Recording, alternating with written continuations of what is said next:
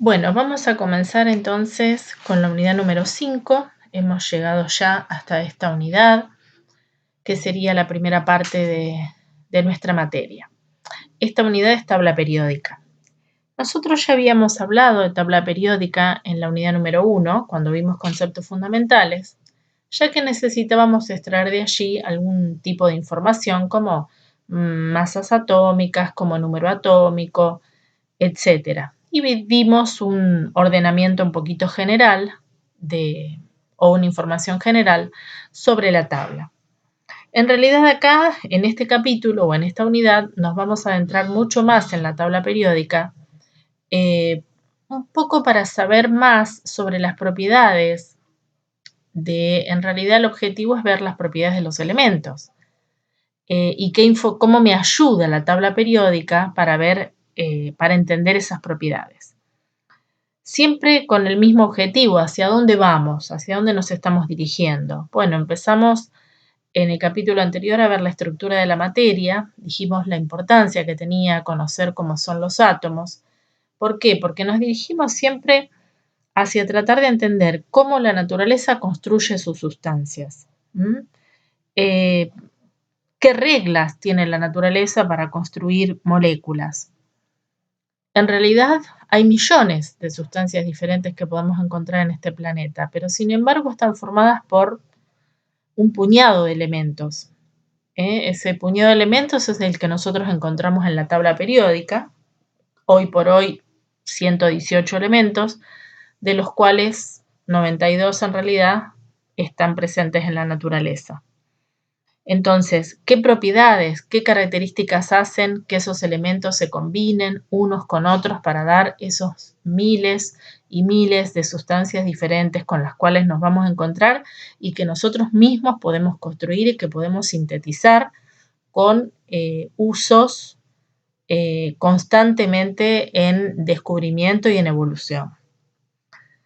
Entonces, la tabla periódica es una herramienta indispensable hoy para un estudiante de química, y luego para un profesional que esté relacionado con las ciencias naturales, porque vamos a extraer de ella muchísimos datos para poder entender cuáles son las propiedades de esas sustancias con las cuales vamos a tener que convivir o con las cuales trabajamos.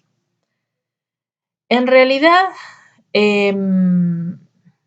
si nos remontamos al Big Bang, después del inicio del universo, en realidad solamente había un 89% de hidrógeno y un 11% de helio. Eran los dos únicos elementos que había, los más pequeños de todos.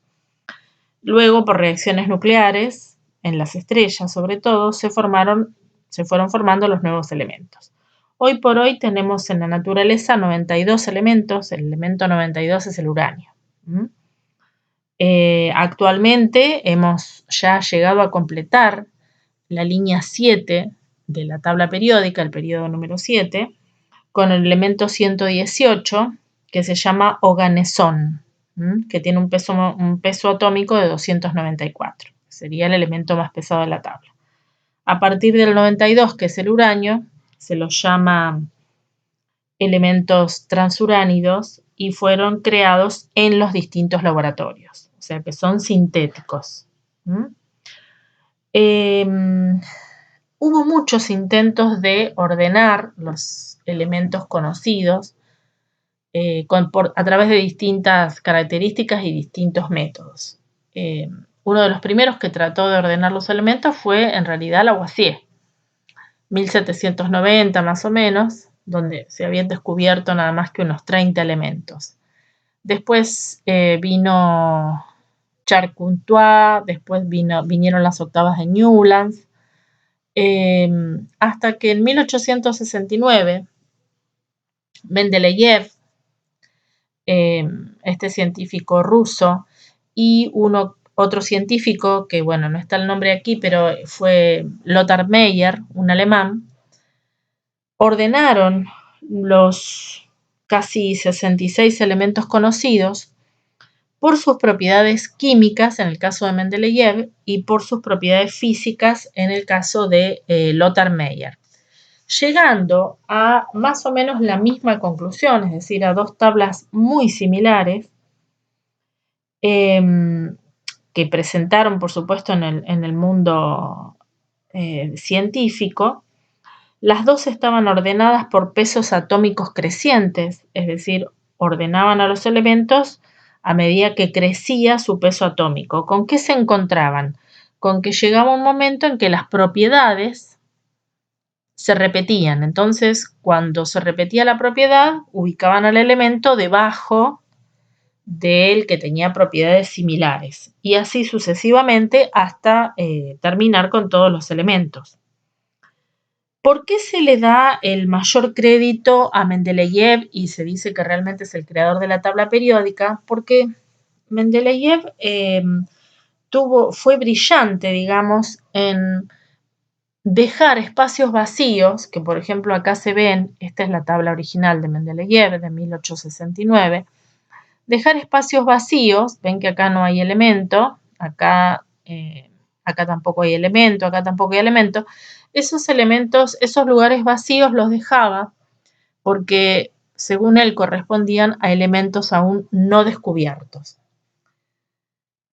Con el tiempo se fueron descubriendo esos elementos, se fueron llenando esos huecos y las propiedades que tenían esos elementos coincidían bastante coincidían mucho con lo que había previsto Mendeleev.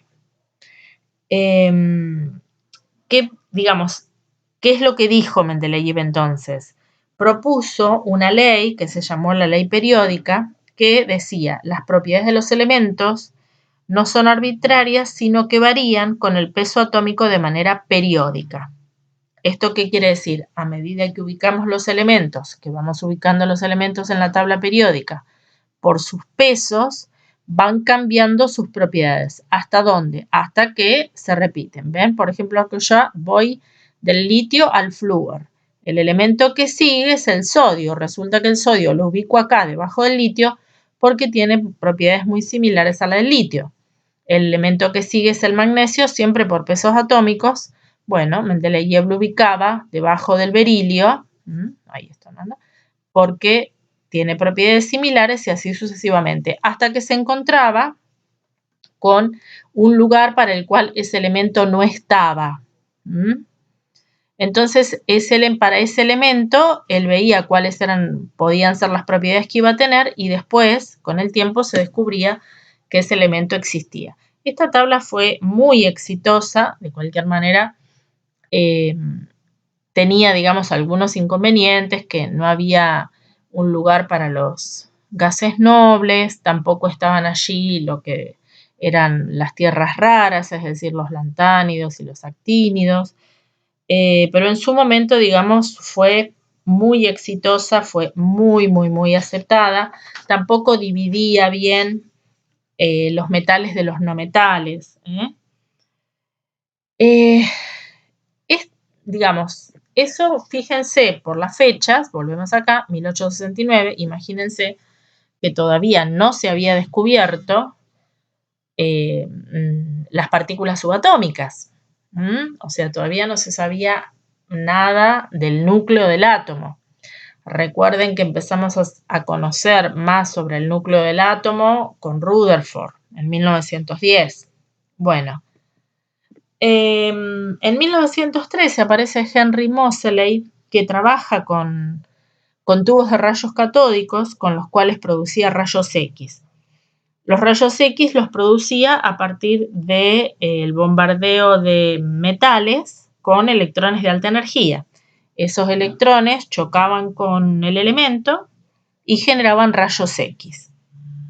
Los rayos X tenían distintas frecuencias según el elemento que se estaba utilizando.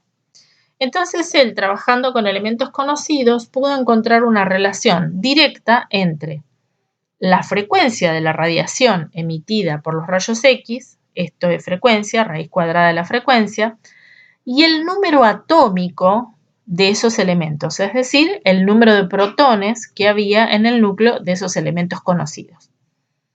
Esta relación matemática sencilla se puede graficar perfectamente, da una recta, Y entonces esto permitía después, para elementos desconocidos, encontrar, por ejemplo, los números atómicos. Haciendo experiencias de producir rayos X, aparecía un rayo X con una determinada frecuencia, uno entraba en esa gráfica y podía encontrar el número atómico de esos elementos. Al ya tener el número atómico de muchos elementos, se empezó a pensar en que se podía usar como criterio ordenador de los elementos en la tabla periódica, en vez del peso atómico de Mendeleev, el número atómico. Cuando se utiliza el número atómico, se solucionan una serie de problemas que tenía la tabla de Mendeleev. Entonces, la ley periódica se renueva y dice, las propiedades de los elementos químicos varían con el número atómico ahora de manera periódica. Y esa es la ley periódica actual. En la tabla periódica, lo que nosotros vamos a ir viendo entonces es que a medida que crece el número atómico, van cambiando las propiedades de los elementos que se modifican de manera periódica. Y a partir de ahí, digamos, se trabaja en la construcción de la tabla periódica actual, que se le debe a otro investigador que fue Werner. Una primera división que uno puede hacer en la tabla periódica es simplemente una división entre metales, no metales y metaloides. Como para hacer una división amplia, sin demasiadas categorías. Donde, ¿qué es lo que vamos a notar? Primero, vamos a notar que el porcentaje mayoritario de elementos de la tabla periódica es metálico. Acá nosotros tenemos, a partir del grupo 3, 3A o el grupo 13 según la nomenclatura de la IUPAC, aprovecho para decir esto, es decir, en la tabla periódica nos vamos a encontrar con la nomenclatura propuesta por la IUPAC, que son grupos del 1 al 18, o con la nomenclatura más antigua, digamos, que utiliza grupos A y grupos B con números romanos. Entonces, bueno, a partir de acá aparece esta escalerita que estamos viendo acá, en oscuro, que de alguna manera dice, bueno, para la derecha tengo no metales, sería para este lado, y para la izquierda tengo metales. Eso es casi del todo así, salvo que el hidrógeno acá está en el grupo 1 y es un no metal. Y lo otro que pasa es que acá en los alrededores de esta escalerita, estos elementos que están marcados acá con gris, en realidad son metaloides. ¿Qué quiere decir? Que tienen propiedades de metales y de no metales. Con esta primera tabla, digamos, ¿qué es lo que vemos? Bueno, que la gran mayoría de los elementos de la tabla periódica, los elementos de la naturaleza, son metálicos. Los no metales son mucho menos y hay un grupito pequeño de elementos que se llaman metaloides o que los catalogamos como metaloides porque tienen comparten propiedades entre metales y no metales. ¿Qué otra cosa vemos en esta tabla? Ampliamente, bueno, que tenemos 7 líneas horizontales que llamamos períodos. Acá está la 7, en realidad la línea 7 ya está completa porque hemos llegado hasta el elemento 118 que está acá, debajo del radón. Tenemos 7 períodos entonces y tenemos 18 grupos. Estos serían los grupos en los cuales están ubicados los elementos porque sus propiedades son similares. Bien, eso sería la primera división, la primera clasificación. Uno dice, bueno, pero ¿qué diferencia hay entre metales y no metales? Bueno, hay diferencias en sus propiedades. Ya Mendeleev y Meyer determinaron justamente variaciones en las propiedades. Mendeleev trabajó con algunas propiedades químicas y Meyer trabajó con propiedades físicas. Pero si uno hiciera una clasificación general con algunas propiedades bastante claras de ver, podría decir que, bueno, mientras los metales tienen alta conductividad eléctrica, los no metales tienen mala conductividad, o sea, son malos conductores de la electricidad. Los metales tienen una alta conductividad térmica, quiere decir que son muy buenos conductores del calor. En cambio, los no metales son aislantes térmicos. Los metales tienen brillo metálico, acá dice que pueden ser gris o plateado, eso es verdad en la mayoría, salvo el oro, que es amarillo, y el cobre, que es rojo. El resto tienen ese brillo gris o plateado. Los no metales no tienen lustre metálico. Los metales son casi todos sólidos, menos el mercurio, que es el único metal líquido, los demás son sólidos. En cambio, los no metales pueden ser sólidos, líquidos o gaseosos. Los metales pueden ser maleables. ¿Qué quiere decir esto? Que se pueden laminar, como por ejemplo, no sé, el papel de aluminio, que está en láminas. Los metales pueden ser dúctiles, quiere decir que se pueden hacer como hilos, alambres, como el alambre de cobre, etc. En cambio, los no metales son, si están en estado sólido, son quebradizos, es decir, nunca podrían ser ni dúctiles ni maleables. Los metales forman cationes, que esto es muy importante. Los metales tienen tendencia ¿a qué? A perder electrones para formar cationes, es decir, iones positivos. En cambio, los no metales al revés, tienen tendencia a captar electrones para formar aniones, es decir, iones negativos.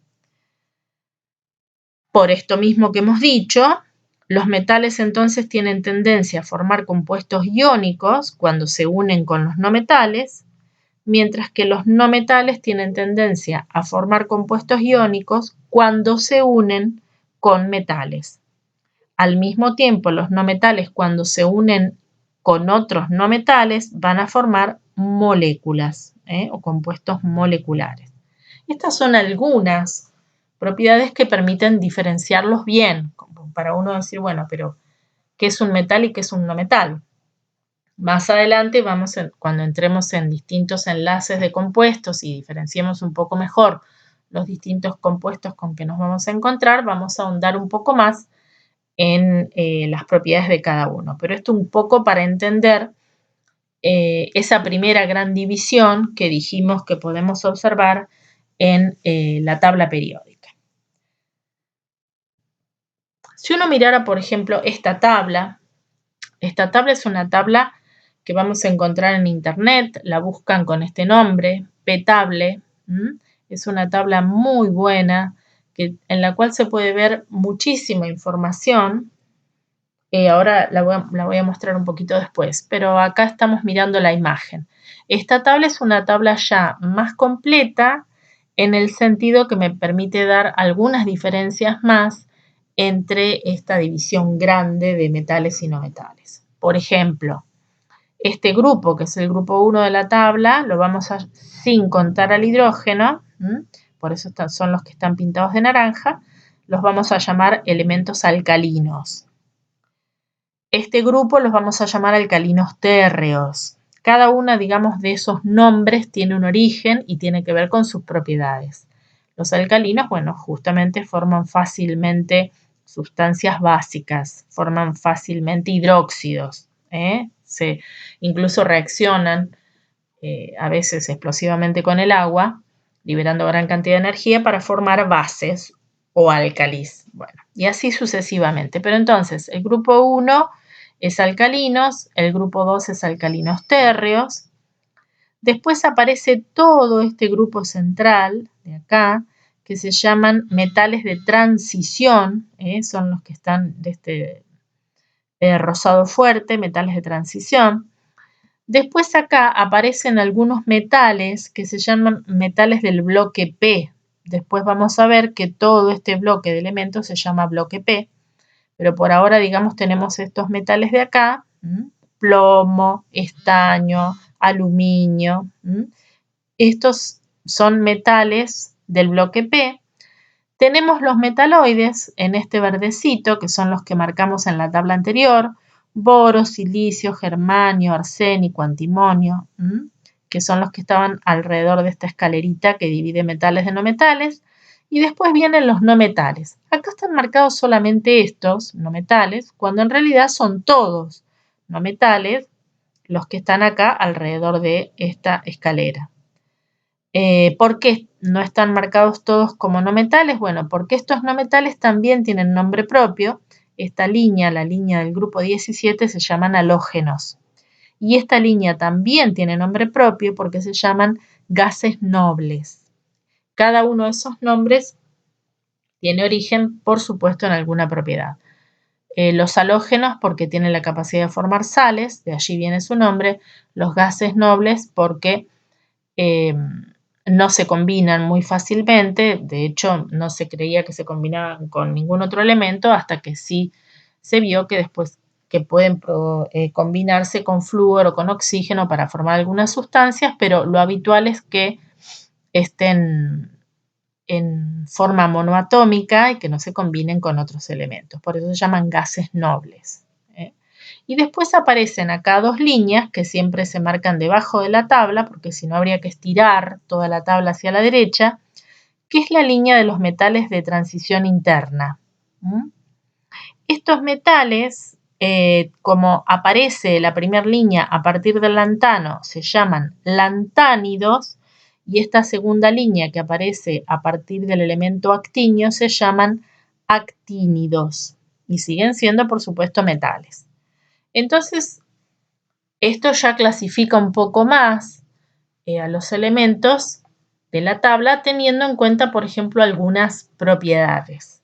Y uno los puede diferenciar como decir, bueno, en el grupo de los alcalinos, en el grupo de los halógenos, en el grupo de los gases nobles, también uno ya puede identificarlos más por sus características de grupo.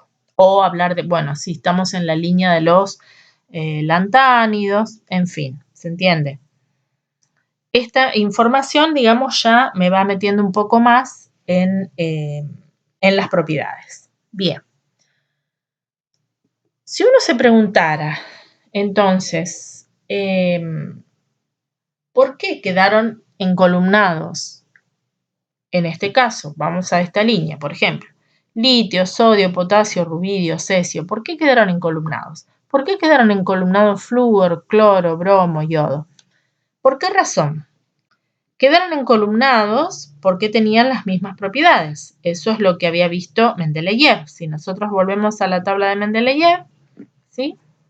Acá tenemos litio, sodio, potasio, rubidio. Bueno, aparece el cobre, que en realidad es metal de transición, pero tiene características muy similares.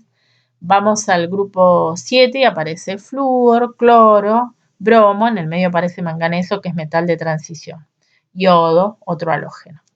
¿Por qué quedaban encolumnados? Porque tenían las mismas propiedades. Bien, pero ahora que nosotros conocemos la estructura de los átomos, que conocemos interiormente cómo están ubicados los electrones dentro de esos átomos, alrededor del núcleo, vamos a decir, bueno, pero ¿por qué siguen entonces estando encolumnados? ¿Por qué? Ahora lo que me pregunto es, ¿por qué tienen las mismas propiedades? Digamos, Mendeleev dijo, bueno, ¿por qué los voy a encolumnar? Porque tienen las mismas propiedades. Entonces yo ahora te pregunto, ¿por qué tienen las mismas propiedades? ¿Qué los identifica? Y eso es lo que ahora se vuelve interesante y a donde queremos llegar. Porque tienen la misma configuración electrónica externa. ¿Qué es configuración electrónica externa? Lo que tienen en el último nivel de energía. Los electrones que tienen en el último nivel de energía. Por eso es tan importante entender la configuración electrónica de un átomo, porque eso va a ser fundamental para entender las propiedades de esos átomos y de allí inferir el tipo de sustancias o de compuestos que va a poder formar, el tipo de uniones químicas que va a poder formar. ¿Sí? Ahora entiendo por qué tienen las mismas propiedades. ¿Por qué cuando yo digo, bueno, estos elementos son los alcalinos y resulta que todos forman fácilmente óxidos básicos con el oxígeno, todos reaccionan con el agua para formar hidróxidos, es decir, álcalis? Bueno, ¿por qué? Justamente porque todos tienen la misma configuración electrónica externa. Y esa es la siguiente información importante que queremos extraerle a la tabla. Es decir, cómo usar la tabla periódica para ir llenando los subniveles dentro de un átomo. Es decir, tengo un átomo con 20 electrones. Bueno, ahora, ¿cómo hago la configuración electrónica utilizando la tabla periódica? Para esto, entonces, nos resulta mucho más conveniente pensar en observar el sistema periódico en bloques de elementos. Ya no pensar si son alcalinos, alcalinos tierros, no pensar eso, sino pensarlos en bloques. Entonces, los dos primeros grupos de la tabla periódica se llaman bloque S. ¿Por qué? Porque los elementos que estén en estos grupos lo que van a hacer es tener su último electrón en un orbital S. Estos elementos van a tener el S1 y estos elementos van a tener el S2. Es decir, todos ellos van a tener un electrón en un orbital S y todos estos van a tener dos electrones en un orbital S. Estos elementos de acá llenan entonces orbitales S. Este bloque de acá se llama bloque P.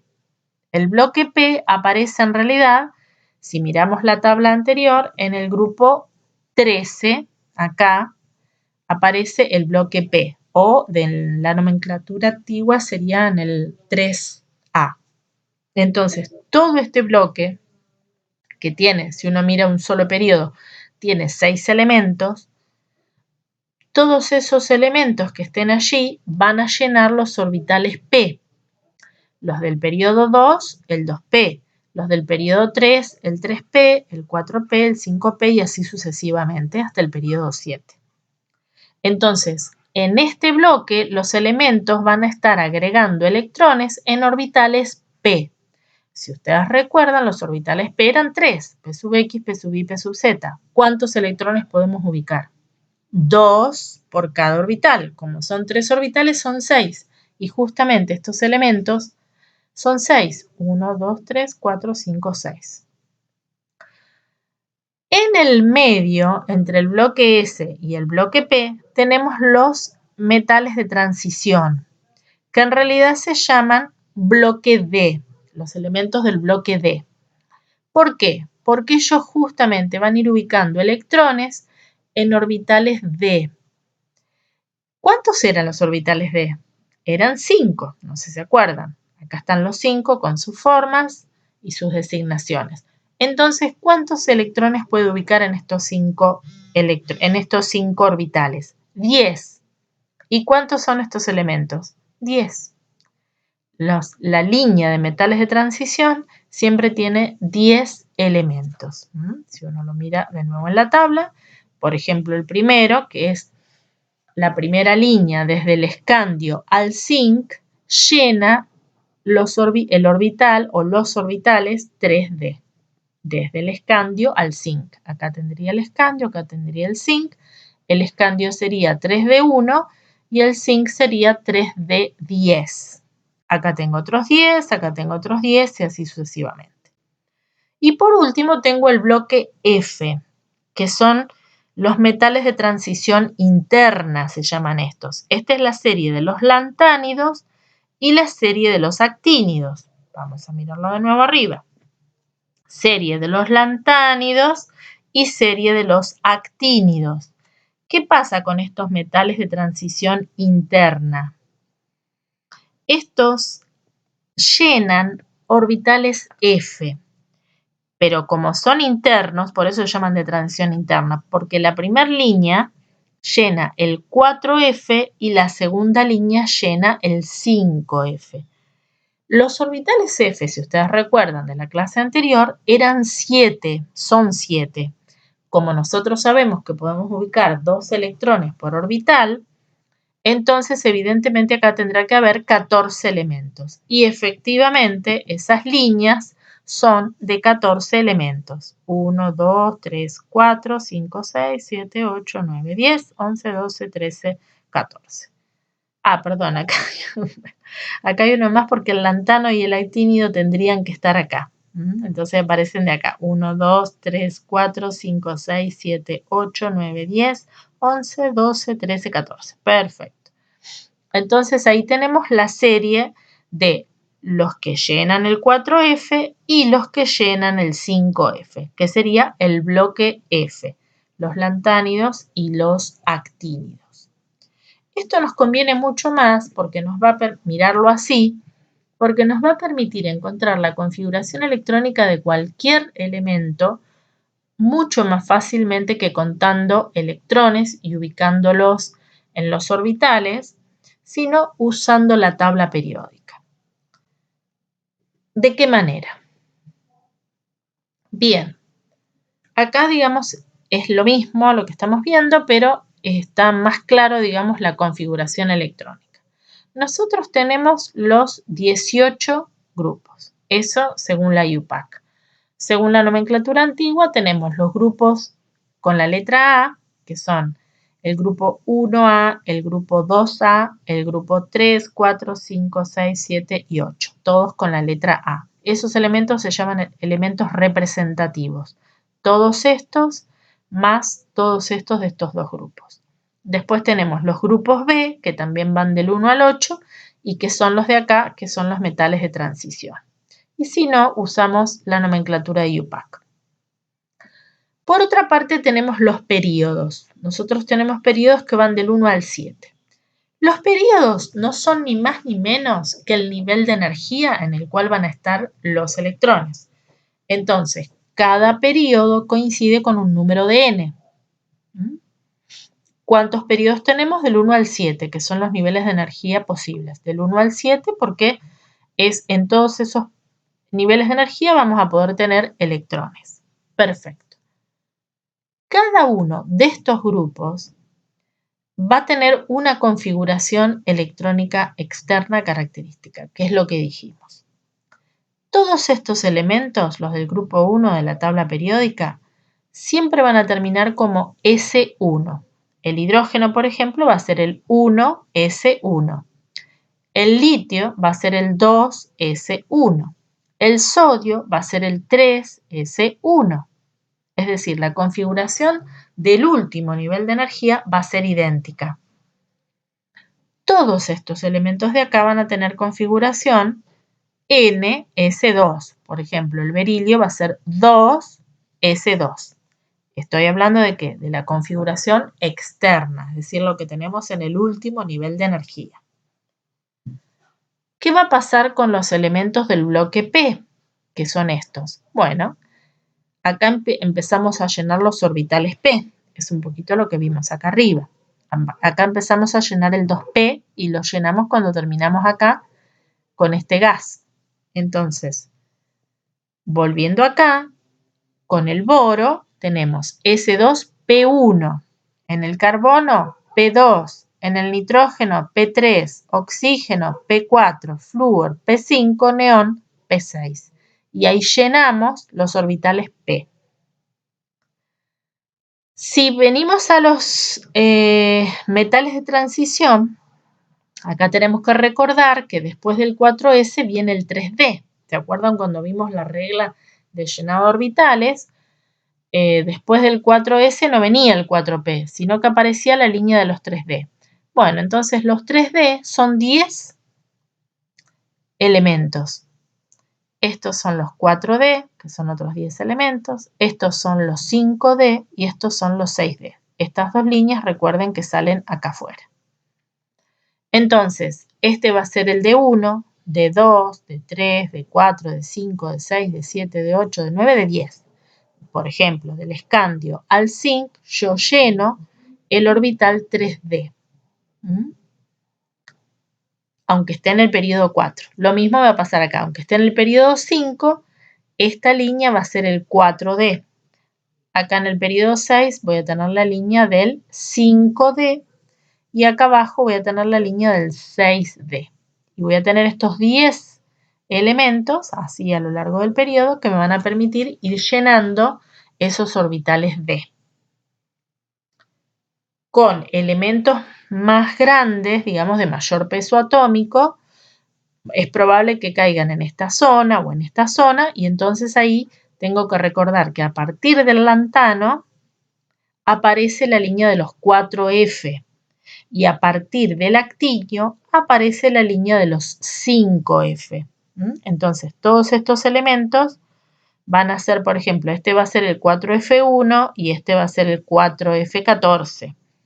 Este va a ser el 5F1 y este va a ser el 5F14. Si uno mira los grupos, sobre todo los grupos que tienen la letra A, se va a dar cuenta que cada uno de esos grupos coincide con el número de electrones que tiene el elemento en el último nivel.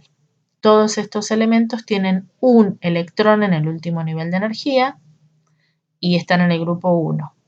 Todos estos elementos tienen 2 electrones en el último nivel de energía y están en el grupo 2. Todos estos elementos tienen 3 electrones y están en el grupo 3. Estos tienen 4.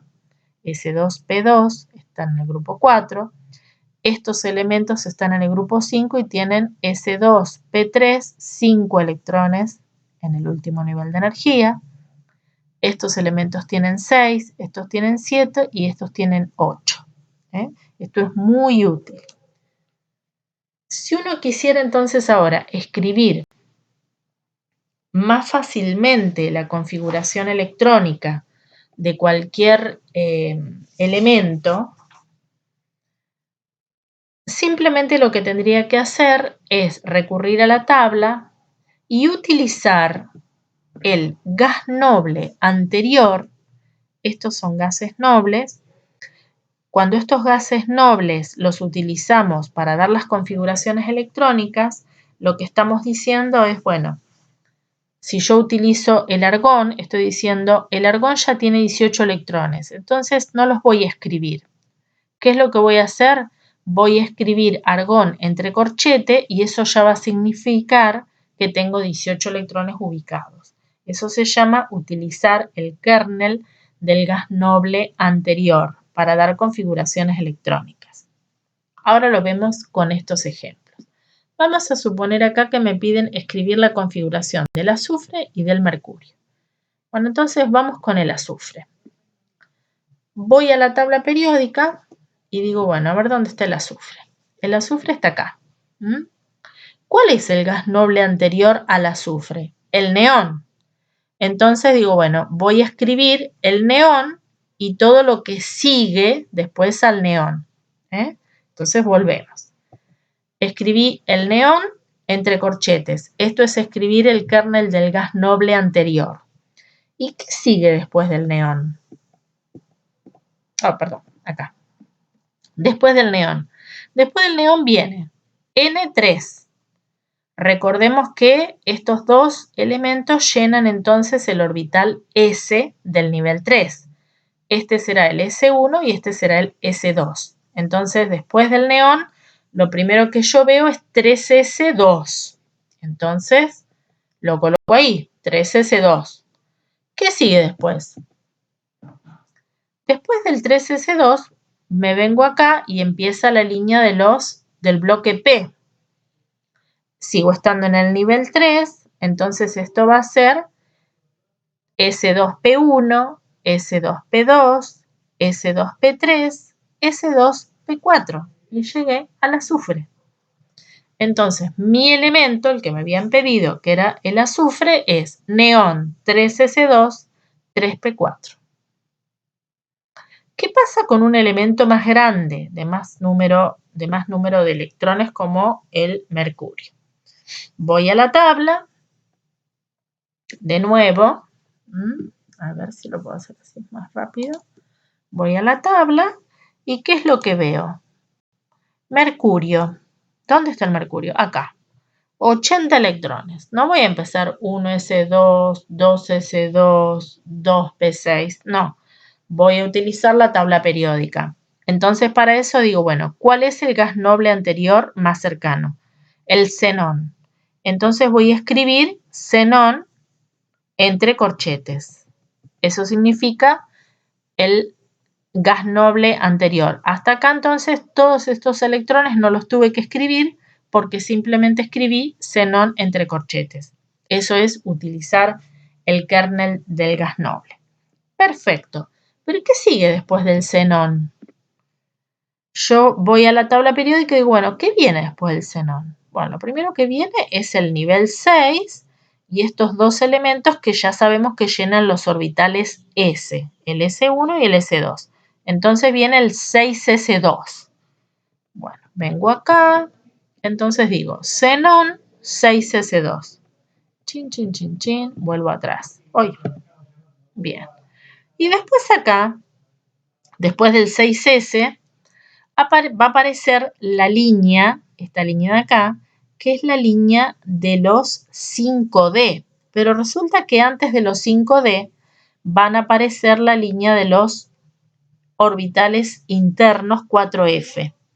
Entonces los primeros que aparecen, lo primero que yo voy a tener que marcar son estos 14 elementos que son los 4F, los 4F14. Entonces, volvemos. 6S2, 4F14.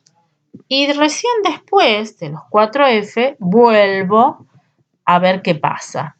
Después de los 4F aparece toda esta línea, que es donde va a estar el mercurio, como último en esta línea, que nosotros sabemos que es la 5D.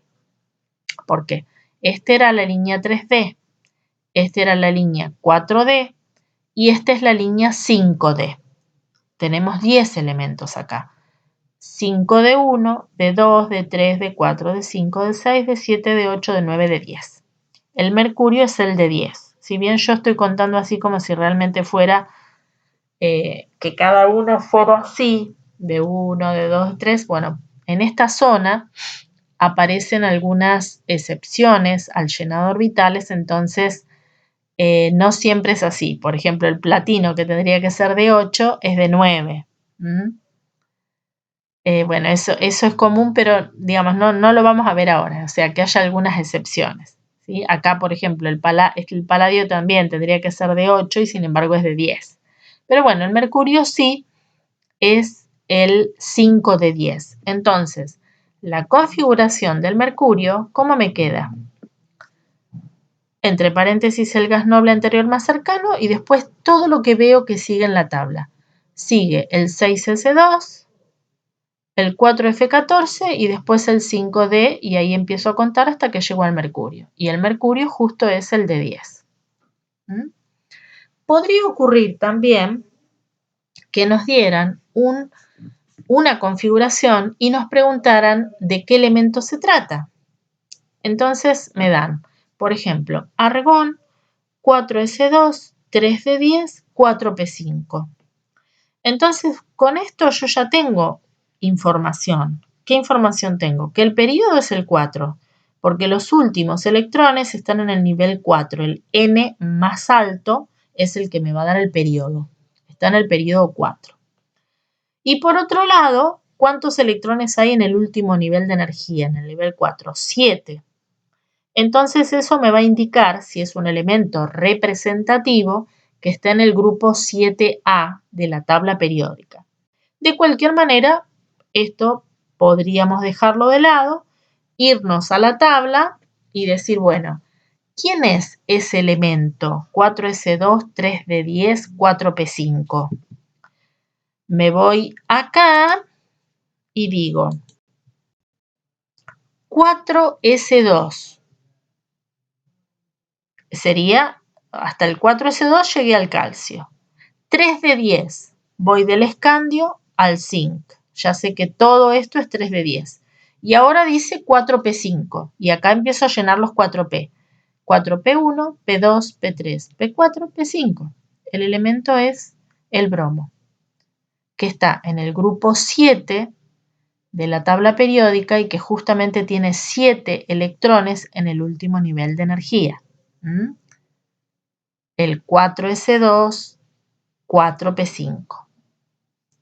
Está en el periodo 4, que coincide con el nivel de energía que tiene, en el que tiene sus últimos electrones.